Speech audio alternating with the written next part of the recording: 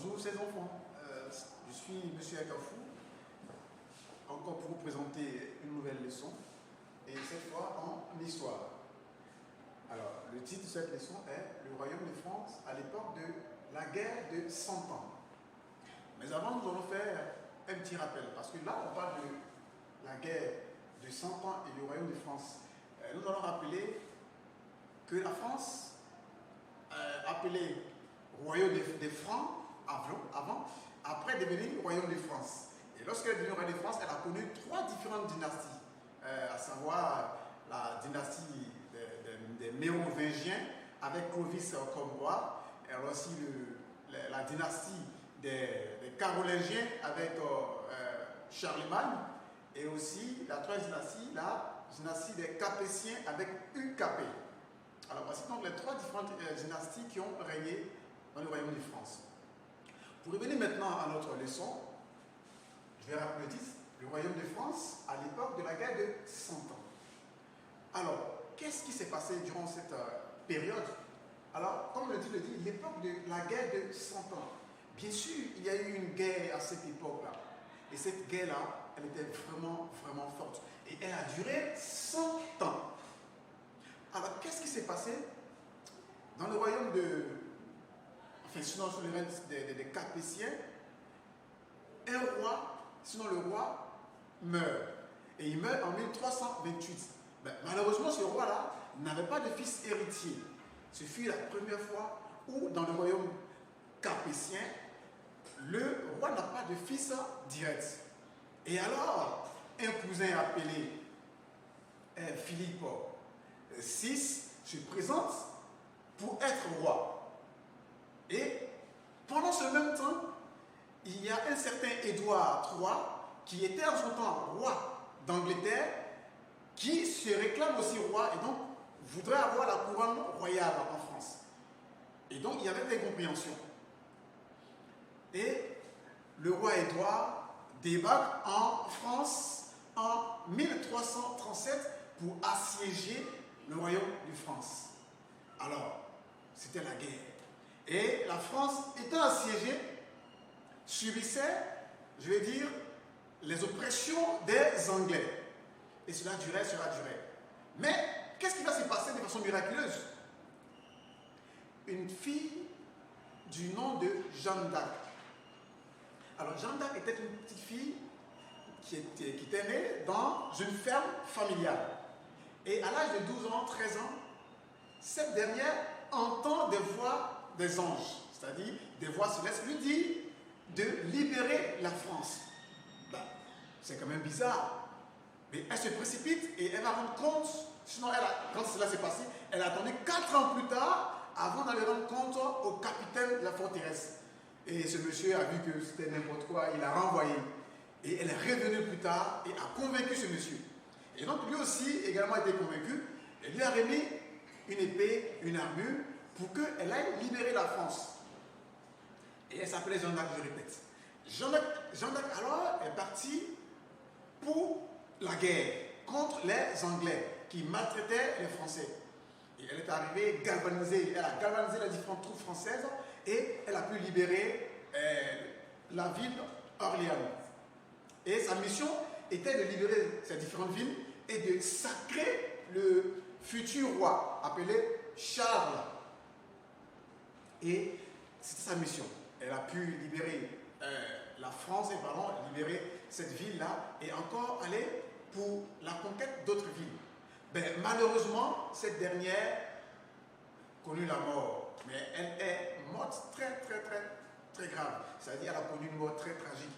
Elle a été brûlée vive. Et Jeanne d'Arc, il faut retenir que Jeanne d'Arc a été une personne qui a marqué cette guerre de 100 ans. Alors, pour éclairer un peu notre antenne, nous allons prendre notre livre d'histoire géo à la page 55-58 Odyssée. Alors, nous pouvons observer le document 1. Le document 1. Alors, le document 1, il est écrit Jeanne d'Arc devant Paris.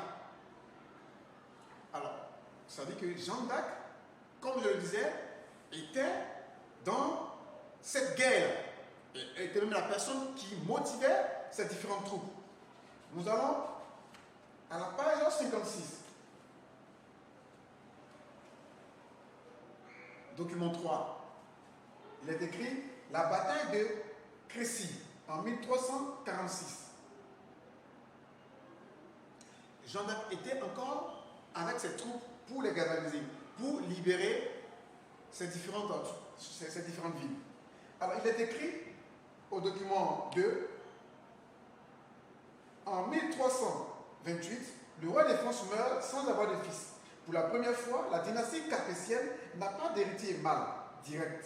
Un cousin, Philippe VI de Valois, devient alors roi de France. Édouard III, roi d'Angleterre, revendique aussi la couronne de France car il est le petit-fils des rois capétiens.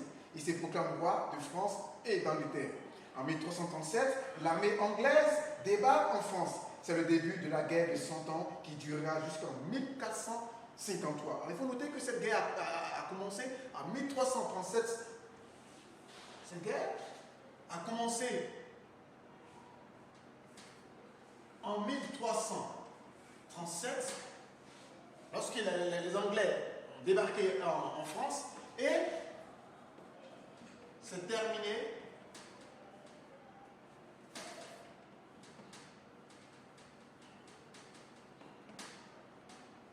en 1453, voire 100 ans. Raison pour laquelle nous parlons de la guerre de 100 ans. Et je continue. Jeanne d'Arc, fille de Jacques d'Arc, naît vers 1412 dans la ferme familiale. Dans sa jeunesse, c'est une petite fille pieuse qui participe aux travaux de la maison. File la laine et le chanvre, aide aux moissons, garde les troupeaux. À 13 ans, dans le jardin de son père, elle entend des voix célestes. Ces voix lui demandent à plusieurs reprises de libérer le royaume de France et de faire sacrer le dauphin, le futur Charles VII à Reims. Alors, quand on parle de sacrer un roi, c'est le reconnaître officiellement par une cérémonie pour dire qu'il est le roi. C'est une cérémonie qui marque, voilà, pour conférer le pouvoir à un roi. Jeanne garde 4 ans de secret avant d'aller trouver le capitaine de la force voisine qui la renvoie chez elle. Jeanne insiste et finit par le convaincre. Il lui donne une escorte pour aller rencontrer le dauphin à Chinon. Jeanne déclare qu'elle est envoyée par Dieu, le roi du ciel, pour chasser les Anglais hors de la France. Le dauphin accepte de l'envoyer en Orléans, ville qui résiste avec courage au siège des Anglais. Il offre une armure à Jeanne, une épée, un étendard blanc orné de fleurs de lys. À Orléans, la foi, l'enthousiasme de Jeanne d'Arc redonne courage aux troupes françaises. Les Anglais lèvent le siège de la ville. La nouvelle de la libération d'Orléans marque les esprits. Jeanne d'Arc prend la route de Reims, un territoire éminé. La ville de Troyes cède et lui offre ses portes, et lui ouvre ses portes. Elle arrive finalement à Reims où elle fait sacrer Charles VII dans la cathédrale. Alors, Jeanne d'Arc, il faut le dire, a pu remporter une bataille parce qu'elle avait une mission, celle de libérer les différentes villes et de sacrer Charles VII. Et elle a réussi cette mission-là. Et on continue à la page. Jeanne d'Arc, voilà, vous pouvez avoir ici, portrait de Jeanne d'Arc en armure. Voilà, Jeanne d'Arc. C'était une héroïne, on peut le dire ainsi.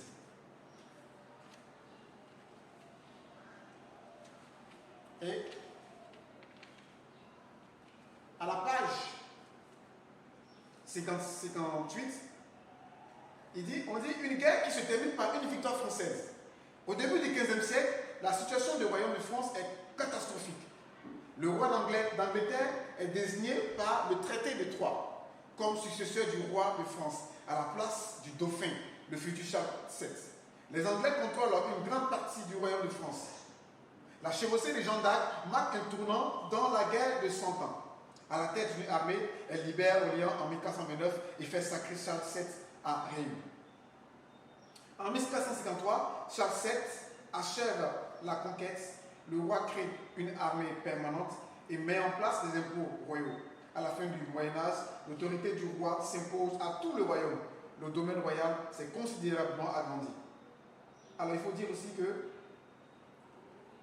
Jeanne d'Arc, voilà ici, il est écrit, à la tête d'une armée, elle libère Oriane en 1429 et fait sacrer Charles. Voilà. Elle tente de libérer Paris, mais échoue. Jeanne d'Arc est faite prisonnière à Compiègne, livrée aux Anglais. Elle est brûlée vive en 1431. Alors, qu'est-ce qu'il faut retenir? Il faut retenir que, pour cette leçon, le royaume de France était assiégé par les Anglais. Pourquoi? Parce qu'il y avait un problème d'héritier. Celui-ci, tant de personnes se réclamaient roi. Parce que le roi qui était mort n'avait pas d'héritier direct. Et cela a engendré une guerre. Et cette guerre a fait connaître une certaine Jeanne d'Arc, qui, selon elle, a été envoyée par Dieu pour libérer la France. Mais elle a été vraiment écoutée par le capitaine et envoyée en mission. Mais effectivement, elle a pu libérer les différentes villes et a sacré le roi Charles VII, qui lui aussi, à son tour, a régné sur la France. Il faut aussi noter que l'héroïne Jeanne d'Arc a été vraiment brûlée. Elle a été brûlée vive. Donc il faut retenir que c'était vraiment une grande dame qui a contribué à la libération de la France. Alors les amis, voici ce que nous pouvons retenir sur cette leçon. Voilà, nous allons vous envoyer par voie électronique le résumé. Et il faut aussi noter que ce cours dans cette leçon fera aussi partie de la dernière composition. Allez, portez-vous bien et à très bientôt.